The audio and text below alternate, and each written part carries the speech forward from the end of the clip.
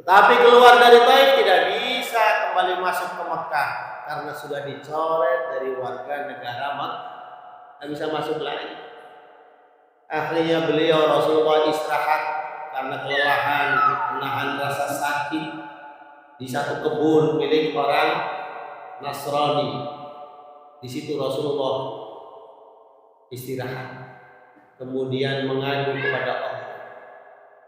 Apa yang diadukan oleh Allah, kata oleh Rasulullah.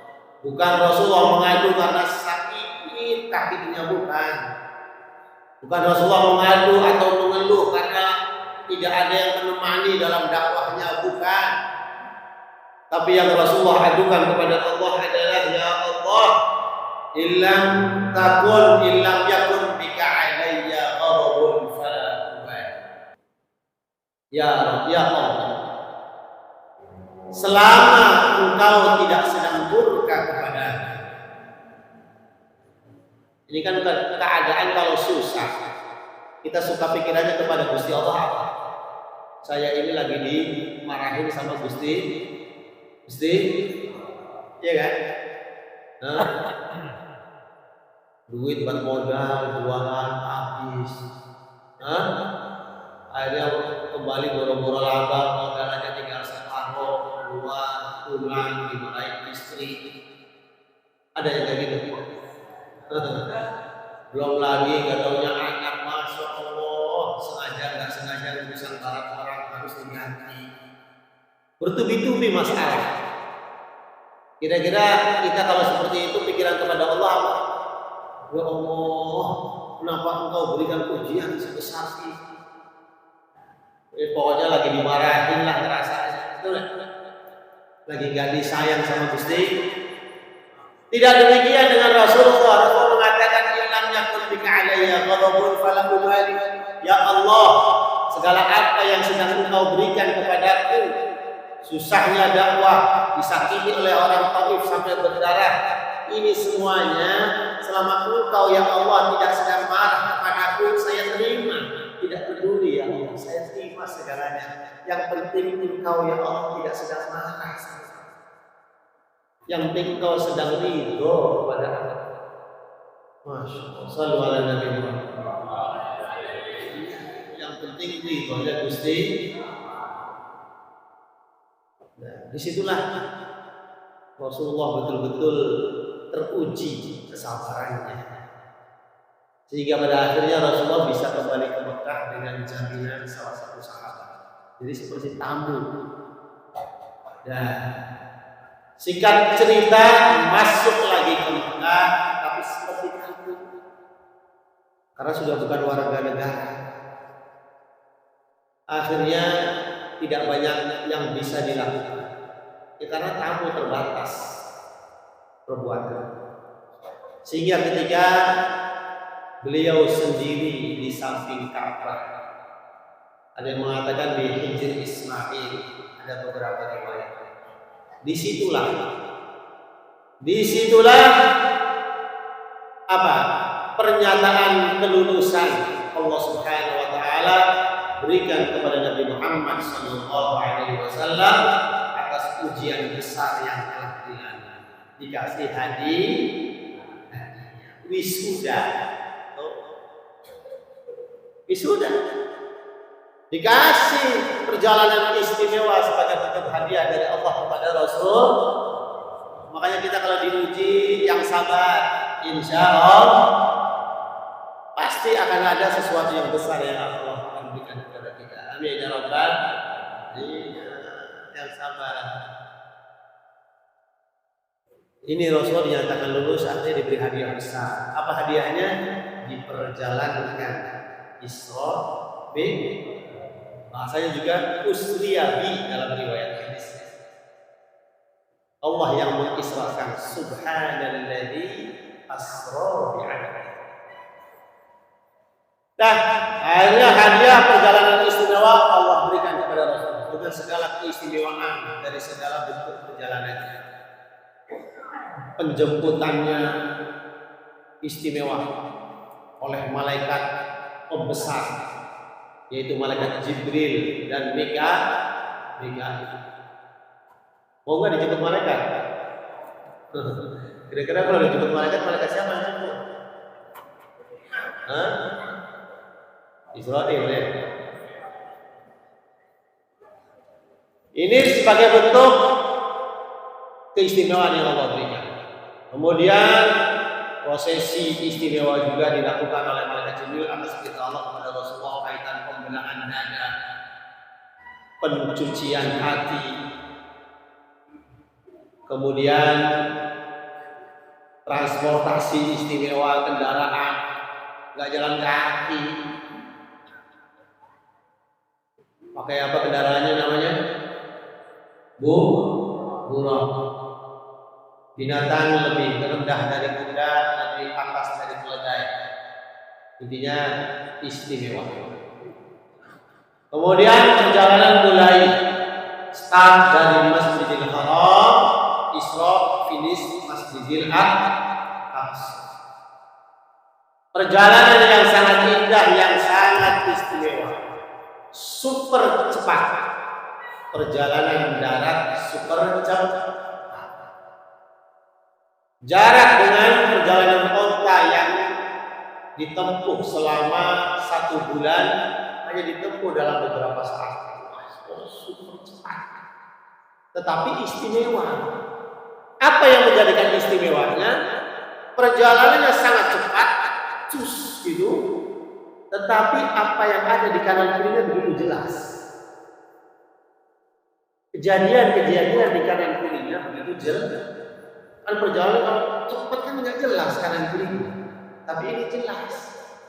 Ada yang manggil, ada yang dilihat. Di antara yang manggil ada dari kanan, ada laki-laki manggil Muhammad. Tapi Kanjeng Nabi tidak berhenti terus. Nggak lama dari arah kiri juga ada yang manggil. Jelas orangnya manggil Muhammad. Tapi Kanjeng Nabi tidak berhenti terus. Kemudian tidak lama kemudian ada yang manggil lagi. Yang tadi pertama, kedua laki-laki, yang ketiga yang manggil perempuan. Yang manggil perempuan. Tapi nenek-nenek. Dipanggil perempuan sudah tua, tapi gelangnya 3 kilo. Kalungnya. Pokoknya perempuan nenek-nenek tapi perhiasannya numpuk, gelang, kalung, macam-macam. Itu yang ketiga. Sama manggil Kanjeng Nabi juga Muhammad. Tapi Kanjeng Nabi tidak berhenti terus. Kemudian Rasulullah bertanya kepada malaikat Jibril, wahai malaikat Jibril, tadi siapa saja yang memanggil saya? Akhirnya kata malaikat Jibril, yang jelas syukur alhamdulillah panjenengan tidak berhenti mendatangi. Ini alhamdulillah. Kenapa? Karena yang pertama memanggil itu Yahudi. Siapa? Ya. Kalau engkau berhenti dan mendatanginya, niscaya umatku wong berisi Yahudi. Tapi tidak berhenti. Alhamdulillah. Sehingga Rasulullah banyak sekali muslim. Panggilan yang kedua siapa? Nasrani. Dan Rasulullah tidak berhenti juga. Sehingga alhamdulillah umat Rasulullah tidak menjadi Nasrani. Panggilan yang ketiga siapa itu? Nenek-nenek tapi perhiasannya banyak banget. Siapa kira-kira? Itu adalah dunia. Siapa? Dunia. Dunia kan sudah tua. Makanya gambarannya nenek. Toko bukan kakek-kakek. Karena dunia itu perhiasan itu dunia mata. Perhiasan itu laki-laki atau perempuan? Perempuan. Nenek. Tapi perhiasannya banyak, gambaran dunia.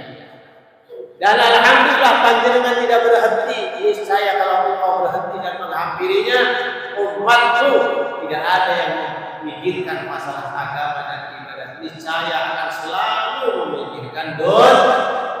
Tapi alhamdulillah Rasul tidak berhenti. Lah kitanya gimana nih? Yang jelas 3 panggilan ini akan terus menggema sampai akhir zaman. Yahudi sampai sekarang terus akan memanggil kita.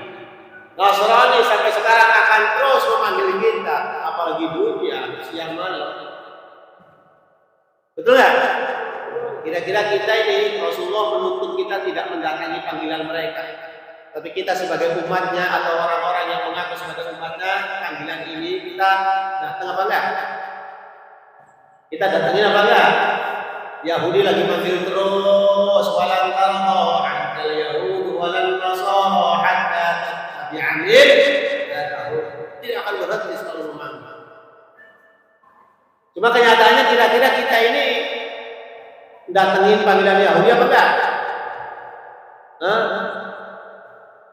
Nasrani selalu memanggil kita. Kira-kira kita ini termasuk datang enggak panggilan Nasrani? Yang ketiga, dunia selalu memanggil kita. Kira-kira kita termasuk yang datang apa enggak? Ini pelajaran besar ini. Kenyataannya kita ini sudah cukup kuat selalu mendatangi panggilan mereka. Yahudi selalu memanggil kita, sehingga kehidupan kita sudah isinya Yahudi. Apa yang kita lihat milik mereka. Apa yang kita baca milik mereka, tulisan mereka. Apa yang kita pakai lebih banyak pakaian mereka. Betul?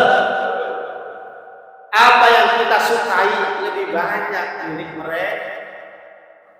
Gaya hidup yang kita pakai, gaya hidup mereka. Gaya makan kita, tidur kita, kapan kita bangun, kapan kita tidur, jamnya Yahudi apa jamnya Islam. Betul? Kita sebenarnya sudah lebih memudahkan kepada mereka. Sampai panggilan Islam dalam gaya hidup sulit kita lakukan, bahkan cenderung malu untuk dilakukan. Contoh makan saja. Dahar mama. Kalau di sini alhamdulillah masyarakatnya masih senang mendatangi panggilan Islam. Alhamdulillah. Tidak sedikit dari saudara-saudara kita lebih dekat, lebih sering mendatangi panggilan mereka. Contoh dalam bab makan saja. Bagaimana cara makannya? Mereka dengan gaya makan panggilan Yahudi apa panggilan Islam? Panggilan Yahudi Nasran. Contoh kaitannya duduk di bawah dengan duduk di atas atau kursi. Ayo, jangan awat tapi jangan nyalahin orangnya. Ini cuma contoh kecil aja. Ya. Kelihatannya yang lebih Islami duduk apa? Kursi apa duduk di bawah? Duduk di bawah. Tetapi ketika dilakukan zaman sekarang khususnya di perkotaan, kira-kira malu apa enggak? Mana yang dianggap lebih terhormat? Di kursi. Betul? Padahal tata cara makan dan duduknya ketika ikut dengan panggilan Islami, duduk di bawah sehingga bisa dipraktekkan bagaimana duduk dengan cara sunnah. Nongkrong tangan kaki satu. Di kursi repot tapi saya mau udah biasa di bawah, di kursi apa aja nongkrong. Cuma kalau dilakukan akan dipandang jelek. Alias panggilan Islam sudah dinilai jelek. Yang kedua, tapi maaf, jangan menilai salah orang ya. Jangan ya. Contoh, panggilan yang lebih panggilan Islami, pakai sendok atau pakai tangan. Panggilan kemudian, ya betul nggak? Nah, itu sudah mulai berguna.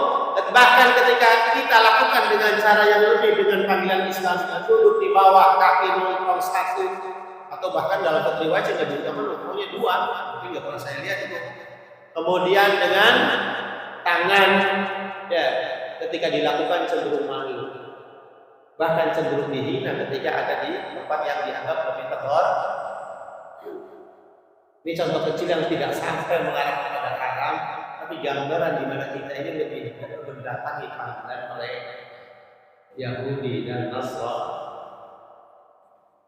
Sallallahu alaihi wasallam. Makanya orang Muslim sekarang di rumahnya kehidupannya sudah sedikit nilai Islaminya, karena yang dibaca punya siapa, tulisannya siapa. Ya, yang dilihat juga milik siapa? Semuanya milik mereka. Itu salah satu mudah-mudahan sebagian hikmah yang dipetik dalam ajaran Islam kembali menyadarkan kehidupan kita dan kaum muslimin pada umumnya lebih mendatangi panggilan Islam. Amin ya rabbal alamin. Karena kenapa kok saya contohkan kaitannya mendatangi panggilan Yahudi kok contohnya di masalah makan, enggak contoh masalah kaitan agama dan sebagainya, itu terlalu tinggi, terlalu jauh. Karena apa? Karena berbicara kita punya jarak dengan kehidupan Yahudi itu Rasulullah SAW mencontohkan dari sesuatu yang kecil, dari gaya hidup. Jangankan masalah ibadah, gaya hidup Rasulullah mencontohkan bagaimana punya gambaran yang berbeda dengan Yahudi. Contoh seperti menyatukan tangan. Kalau dalam tasbih bahasa Arabnya, kalau bahasa Jawa namanya ngangkuran. Sudah ada. Ngapurancak. Oh, paham. Ngapurancak. Paham ngapurancak? Bu, gini nih. Oh gitu tuh. Nah, pahamnya? Ini masalah tasbih aja. Ini kan gaya hidup kehidupan. Masalah tasbih dibahas dengan pakai hukum makruh. Ketika seseorang mendengarkan khutbah khususnya tasbih ngapuran, secara umum ngapurancang dinilai makruh. Kalau mendengar khutbah kan itu masuk kategori sedang ibadah, karena sedang melaksanakan kewajiban mendengarkan khutbah, makanya dinilai ibadah. Ngapurancang tasbih makruh. Dan ketika butuh ngapurancang, menyatukan tangan jari satu dengan yang lainnya, maka dalam prakteknya itu tidak dengan berhadap-hadapan, karena ini sudah milik mereka dalam tata cara ibadah. Yahudi ketika beribadah mereka bukan sedang tapi ngapurancang. Dan praktek ini dibedakan untuk kehidupan Islam, sehingga Rasulullah memakruhkan. Jadi kalau ngapurancang gimana? Kalau mau ngapurancang muslim itu dari atas, numpangin kanan numpang kiri atau kiri numpang kanan. Itu ngapurancangnya gitu. Kalau mau ngapurancang dalam masalah wudu disunnahkan tahlilul asabi, nyela-nyelain jari-jari, tapi prakteknya jangan berhadap-hadapan sehingga tidak tasbih makruh dari atas. Tuh. Contoh untuk punya perbedaan dengan mereka dari gaya hidup. Masalah ibadah jauh, gaya hidup sudah mulai ditata untuk punya perbedaan dengan mereka. Tapi yang jelas awas loh, Yahudi sampai kiamat akan selalu mengejar kita. La tattabi'unna sanana man qablakum shibran bi shibrin wa dira'an bi dira'in hatta law dakhaltum juhra dhabbin la dakhulu min wara'ihi. Mereka itu akan selalu mengejar kita sampai kita ngumpet di leng biawak. Mereka akan harus ikut. Gimana caranya supaya kita ikut mereka? Sedikit demi sedikit, walaupun sekadar masalah bahasa sudah bahasa Yahudi yang kita pakai. Bahasa Islami definisinya itu sudah milik mereka, sudah bukan milik Islam. Contoh kalimat munafik saja. Kalimat munafik dalam Islam itu sudah kalimat yang sangat besar dan berbahaya. Karena munafik adalah gambaran kesalahan seseorang yang siksanya paling dahsyat. Innal munafiqina kanu fid darkil asfali minan nar. Jadi munafik itu kesalahan yang sangat besar bagi kaum muslimin, tapi mereka merubah definisinya sehingga bagaimana kaum muslimin satu sama lain begitu ringan yang mengucap munafik. Mereka rubah artinya. Apa artinya? Cukup bohong itu disebut munafik. Betul kan? Contoh nih, kamu demen nggak sama dia? Gitu kan? Bogoh henteu gitu, bogoh ya? Ditanya kan, kamu bogoh nggak? Kamu bilang enggak, saya mah nggak bogoh, nggak. Jangan munafik kan gitu. Iya kan? ringan banget temennya dibilang munafik. Padahal munafik itu kekufuran yang paling besar adalah munafik. Tapi begitu ringan bagaimana kaum muslimin mencampur munafik satu sama lain. Ini produk sana. Banyak kalimat syirik aja. Syirik itu dosanya gede enggak? Besar sekali. Innallaha la yaghfiru an yushraka bih. Allah tidak mengampuni dosa syirik. Jadi seseorang yang melakukannya ketika dibawa mati. Satu-satunya dosa besar ketika dibawa mati tidak akan mendapatkan ampunan. Tapi bagaimana mereka membuat Yahudi Nasrani, kaum muslimin begitu mudahnya mengucapkan syirik kepada satu sama lain. Caranya diganti definisi itu. Syirik sekarang diganti artinya apa? Hah? Orang-orang kota kalau ngertiin syirik itu perbuatan apa? Iri. Iri. Jangan sih. Oh kamu mah syirik aja. Maksudnya kamu iri. Masa sebatas iri dibilang syirik? Yang hakikatnya syirik adalah dosa yang Allah tidak akan mengampuninya. Ini saya kutip kenapa? Karena Al-Quran sendiri Allah mengingatkan ketika kepada para sahabat, awas kepada Rasulullah jangan katakan ra'ina. La taqulu ra'ina wa qulu unzurna. Kepada Rasulullah jangan katakan ra'ina, tapi katakan unzurna. Ketika kaitannya para sahabat meminta Rasulullah untuk memperhatikannya, jangan bilangnya pakai ra'ina tapi unzurna. Kenapa? Kata-kata ra'ina sahabat punya arti perhatian, tapi Yahudi punya arti yang lain yang isinya menghina. Makanya kamu jangan mengucapkan ra'ina sama Rasulullah, mereka akan ketawa. Karena mereka akan menilai orang Islam menghina Nabi Muhammad. Begitu juga sekarang. Mereka Yahudi tertawa, kenapa? Karena kaum muslimin mensyirikkan satu sama lain.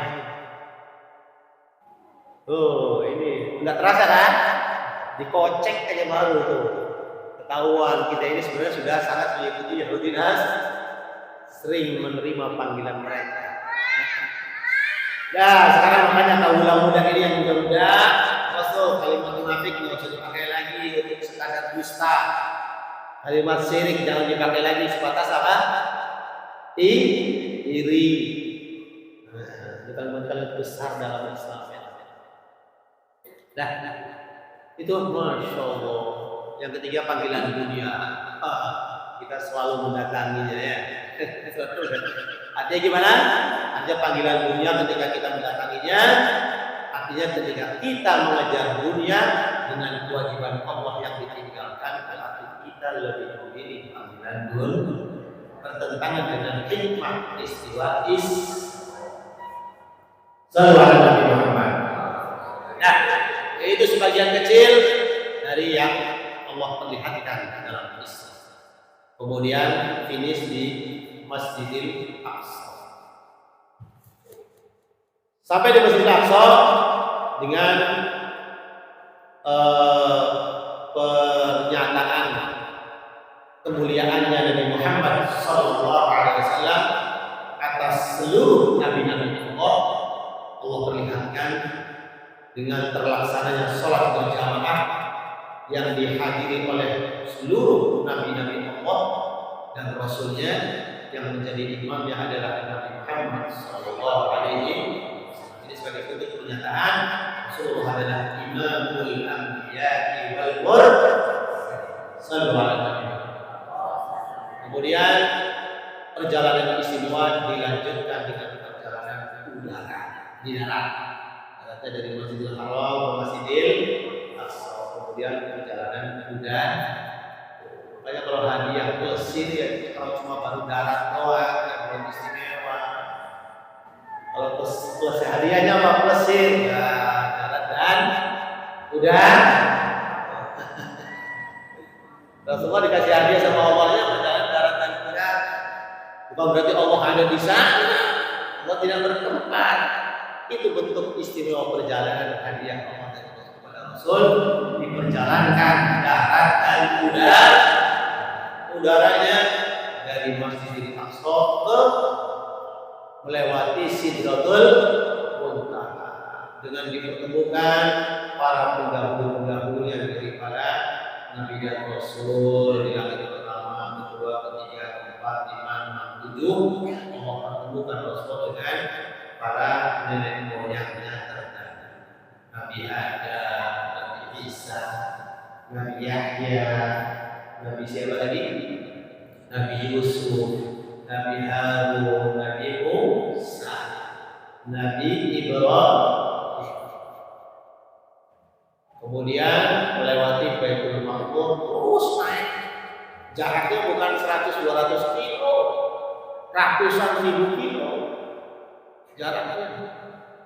Terus sampai Sidratul Muntaha. Apa Sidratul Muntaha itu? Tempat yang sangat luas setelah langit 7 dan Baitul Maqmur, tempat yang sangat luas sekali. Tapi tempat itu desainnya, bentuk alamnya itu menyerupai pohon.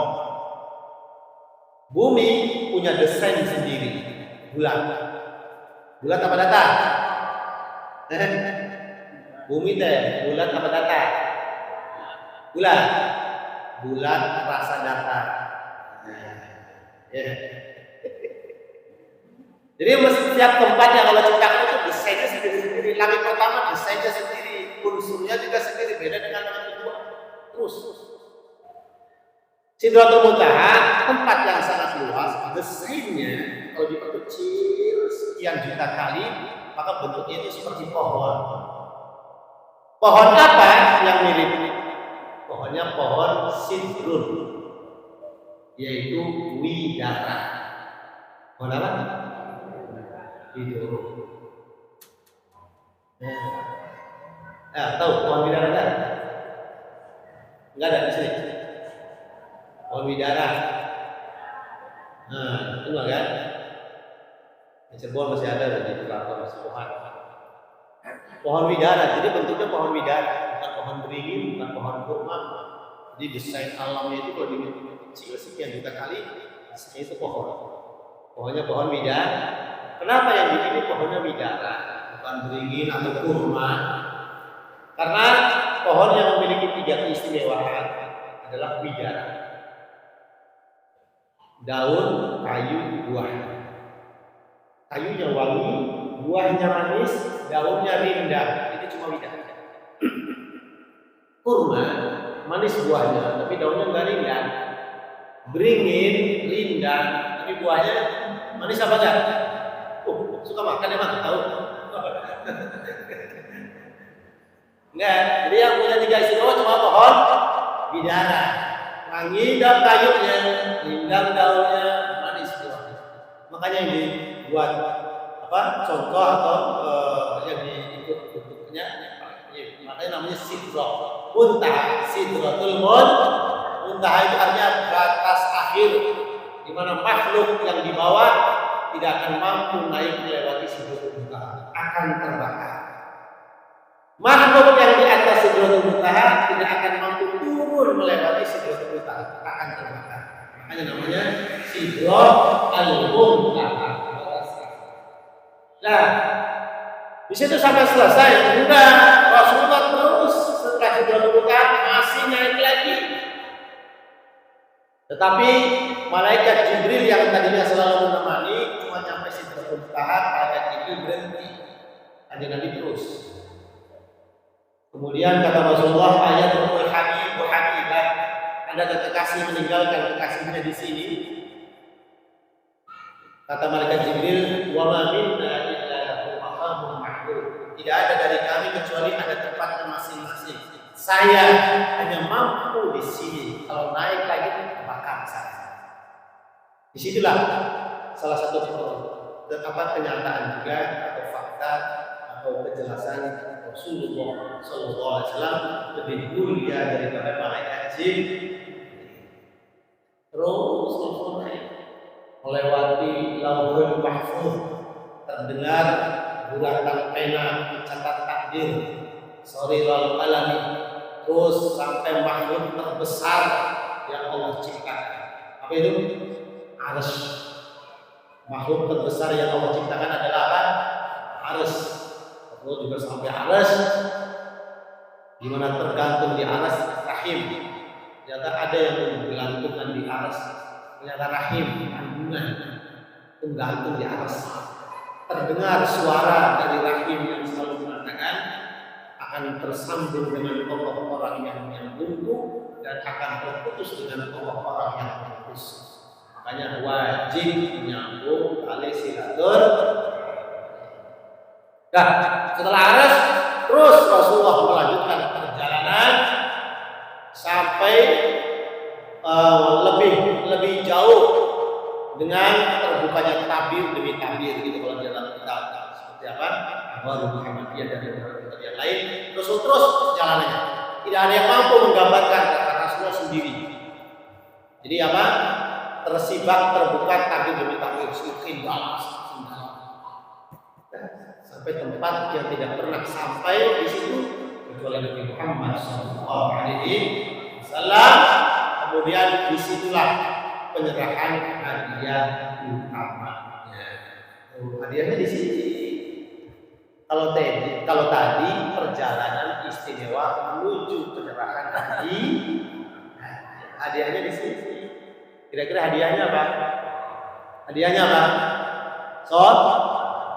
Kalau hadiah itu enak apa enggak? Sholat enak apa enggak? Serius?